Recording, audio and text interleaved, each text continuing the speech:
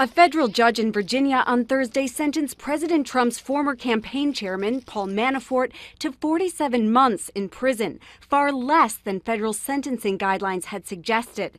The sentence imposed by Judge T.S. Ellis follows Manafort's conviction last year on 8 bank and tax fraud charges stemming from Special Counsel Robert Mueller's Russia probe. Justice reporter Sarah Lynch was in the courtroom. The prosecution had asked the judge today to impose a sentence that was in the statutory guidelines, which would have been 19.5 to 24 years. But Judge Ellis imposed a significantly lower sentence than that.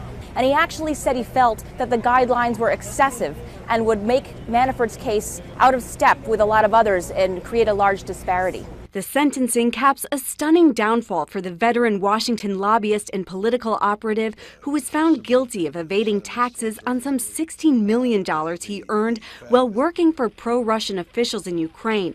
Manafort was also convicted of lying to banks to finance an opulent lifestyle of luxurious homes and designer suits. Manafort was wheeled in a wheelchair, holding a cane. He was wearing a green prison jumpsuit. His hair was noticeably grayer. He also looked like he may have lost some weight. He did address the court at the end of the hearing, and while he said he was very upset about the toll that this has taken on his family and his reputation, he did not directly express remorse, which was something the judge did point out in imposing the sentence, and saying he was surprised to hear that Manafort did not say he was sorry for his illegal conduct. His case was unrelated to allegations of collusion with Russia by Trump's campaign. Manafort's lawyer, Kevin Downing. I think most importantly, what you saw today is the same thing that we had said from day one.